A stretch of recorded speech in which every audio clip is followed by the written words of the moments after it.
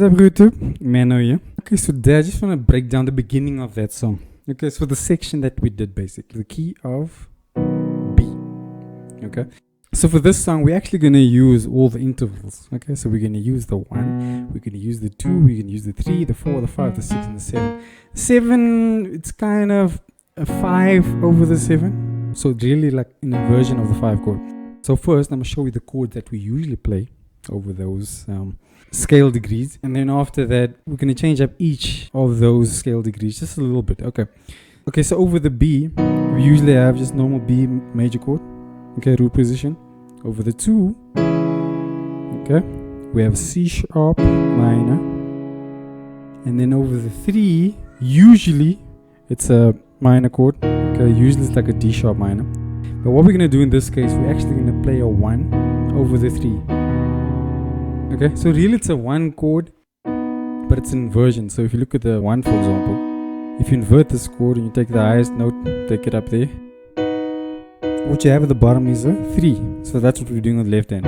Okay, so that's the 3 chord that we're using. Over the 4, we're using a E major chord. And over the 5, we have this F sharp major. And over the 6, we have an A flat minor. And then over the 7, we have a 5 over the 7. Okay, back to 1. Okay, so what we're going to do is we're going to take each of those and change it up a little bit. Okay, so over the 1, we usually have B major chord. What we're going to do is we're going to take the 1, take it down a half step. Okay, so we're taking it to the 7. Now it's a B major 7. And now we're going to add the 9 or the 2. Okay, so it gives it a B major 9. Okay, so that's over the 1 chord. Over the 2, we'll come back to the 2. Over the 3, we discussed that one already. That's just a normal 1 over the 3. Okay, so it's normal B major over the D sharp. Over the 4, we usually just have a normal E. Okay, so what we're going to do, we're going to play grace note from the F sharp to the G sharp. So, okay, so it's still E, but we're just playing grace note from the F sharp to the G sharp. And then over the 5, we have the F sharp. And then we're going to come back to this one as well, because we can add something interesting to this one as well. And then over the 6, we have the G sharp minor. Okay, that's the G sharp minor. So what we can do with this one is, we're going to take this minor third here, which is a B, and which is a B and a D sharp. We're going to take it down within the scale. So each of these 2 notes are going down within the scale.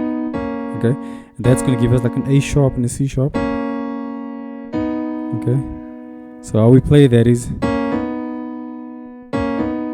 okay, so that's over the 6. It's over the 1, B major 9, and then over the 6.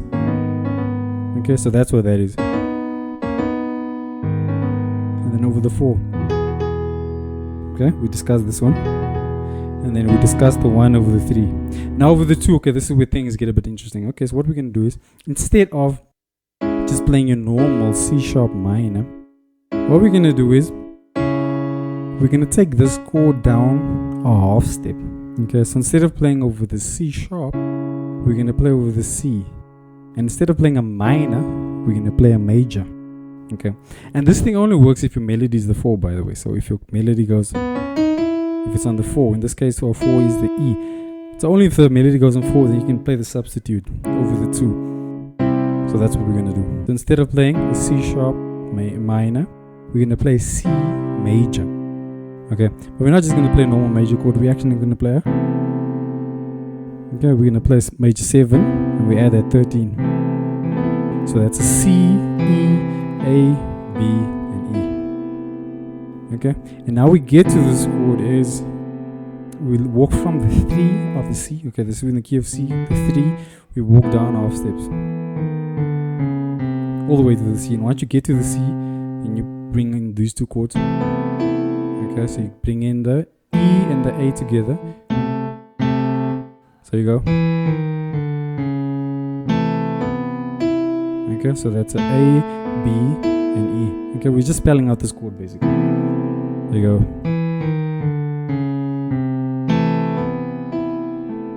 Okay, so that's over the flat 2, but really it's a substitute for the 2.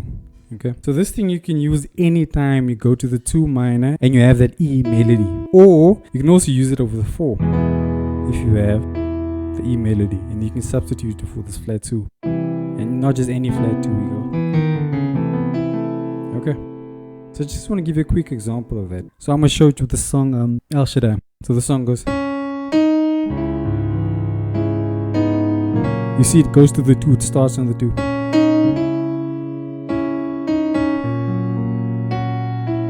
Okay, so that's the first time around, but we're going to play that substitute the second time around.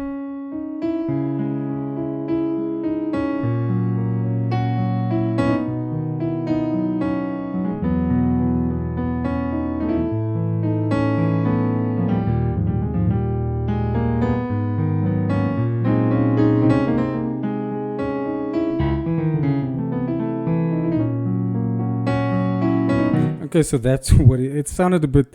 I don't know if it's not for everyone's ears, so if you might not like that, okay, but if you're that kind of guy who likes that kind of thing, you can throw it in there. Okay, I would, by the way. It's up to you. That's how it sounds in context. Okay, now that's over the 2. Now over the 5, we also have something very interesting. So I just want to give a quick analogy quickly. Just hear me out. Let's say, for example, on your phone, we all have phones, right? And let's say you want to send like a chain message, which I hate, by the way. But if let's say you do want to send a chain message and you want this thing to reach as many people as possible, what you do is you send that to someone and then you tell them to send it to more people. And that way, that one message of yours can reach more people, okay? And all you need to do was send it to one other person on your list, really. Okay, and then what that one person is basically like a key to a whole group of contacts. Okay, so just having that one connection on your phone just gave you a list of other options that you can access. So what does that have to do with music? I'll tell you now. So in our key B, so there's certain notes that you can play in the scale that allows you access chords and scales and progressions and runs in other keys. Okay, so I just wanted to show that quickly. In this case, that melody is the 5. Okay, this is just one of them, but I want to show you with the 5 note. So when you play the 5 melody, what the door that opens is the key to D. Okay, so what that means is when you're playing in the key of B, when you play the 5 melody, you can essentially go to the key of D and play any kind of chord progression in the key of D. Okay, it basically opens that door. It gave you access to all the scales and the things in the key of D. Okay, using the 5 melody. Okay, so that's what we did over the 5. So over the 5 we have the F sharp, and if you look at the melody, it's a 5. So like I said, what this does, it opens the key of D. And then whenever you're done with this, you can play around here with the key of D. When you're done, all you need to do is resolve back to the 5 somehow. Okay, you can either do like a 4 or 5 and then you're back to the B, or you can do something else. I want to show you what Justin did. That's how it works basically. So anytime you play the 5 melody in whatever key you are in, what it basically does, it opens up a door to D, which is a minor third from the key that you are in. So what that means is, for example, if you play in the key of C, when you get to the 5 melody, which could be playing a 5 chord and you have the 5 melody, or it could be the 1 and you have that 5 melody. What it does is it opens you up to the key that's like a minor third above the key of C. So in this case it would be E flat. So what that does is, for example, let's say playing in C, and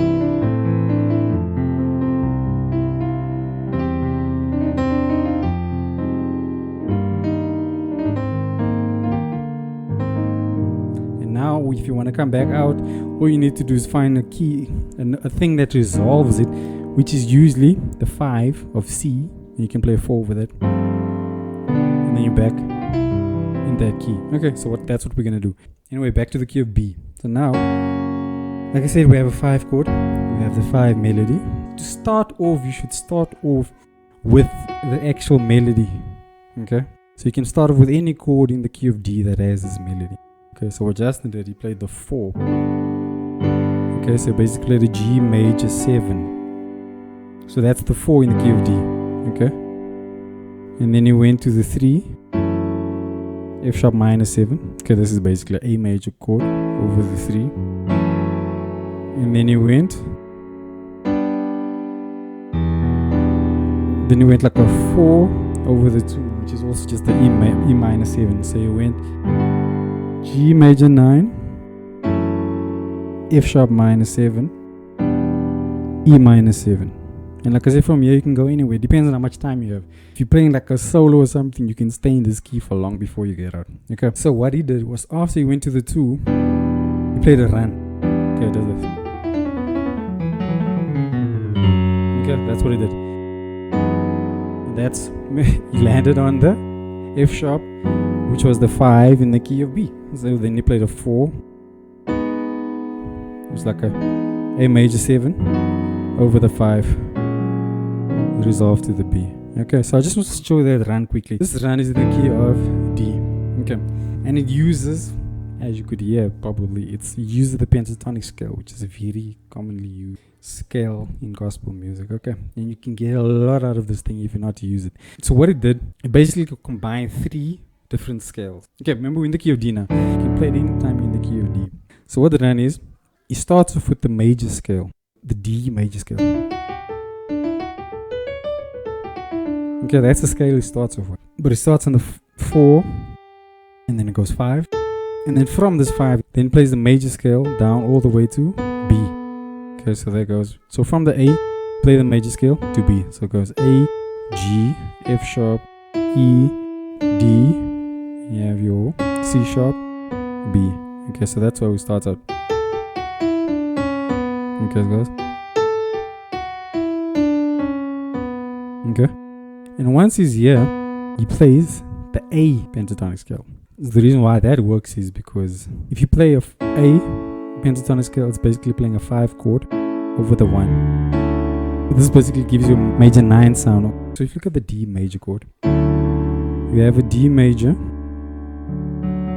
Okay, there's a D major, and you have an A major. Okay, so if you want this kind of sound, you can use the 5 pentatonic over the 1. Okay, so it gives you like a different kind of sound. It's still pentatonic, sounds a bit more jazzy. Okay, so anyway, so that's what it did. He started off with the major scale. Okay, once he got to the B, played the A pentatonic scale, which is the 5 in the key of D, starting on the E note. So he went E, C sharp, B, A, F sharp, E. And once he got to this E, he went to the D pentatonic scale, which is the key that we're in currently. So it's a A, F sharp, E. But what he did with the little thing. Okay, so he went. So this is the A pentatonic scale. And once he landed on the E, he went. Okay, and then continued with the major scale. So that's D, C sharp, and B. Okay, so those are two scales we basically use now. One major scale and 2 pentatonic scales. But the 2 pentatonic scales, the one is in the key of D and the one's in the key of A. Major scale. And then pentatonic. Major pentatonic. And then you end off with the major. Okay, and now this is where it gets interesting. Remember, we're supposed to get to the 5 chord in the key of B, but he landed on the B. So how do you get from the B to the 5 chord? So what I found quite interesting is if you look at the video where he actually played this run, he stopped on the B, and then you can see it wasn't planned. You can see he kind of thought, okay, how can I get from the B to the F sharp? Like this run. That was fast, and then there was a short little break between that. So what he did, he was on the B, and then he knew that he had to land on the F sharp. Okay, so he thought very quickly, and then went down half steps, basically chromatic scale, which is the most flexible scale in the world. You can go anywhere with this thing. You go from anywhere to anywhere. So that's why I think he chose this in the moment. So he went from the B half steps all the way to the F sharp.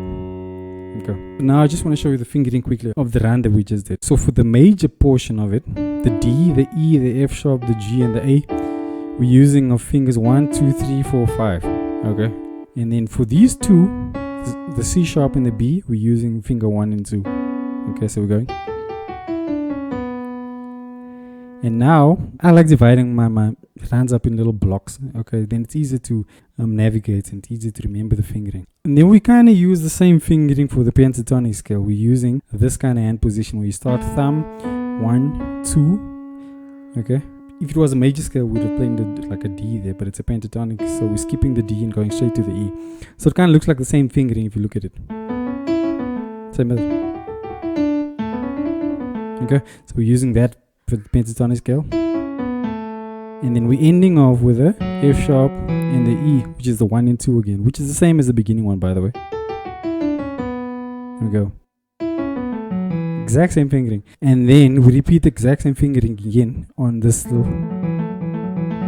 So, because if this was a major scale, we'd have the fingers like that, but now we're not playing the G, okay?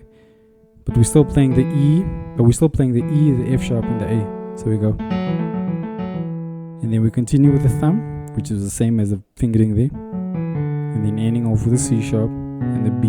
So as you can see, we basically use the same fingering twice. And that's why the run is relatively easy to play, because you're using the same sort of fingering and in both the major scale and the pentatonic scale in this example. So you go, look at my hand, basically using the full hand, D to A. Okay, and then you cross over with these two, and then you do the same thing with the A. Then you cross over with these two, and then you do the same thing again, and then you cross over with these two, and then from here it's just thumb and middle finger to the F sharp, and that's when you play 4 over the F sharp. Okay, guys, I think that I went a bit long today, but in the title, I said beginners, so I wanted to make sure that the beginners understand this. And if that made sense to any of the beginners, please let me know in the comments. See you again real soon. God bless. Bye-bye.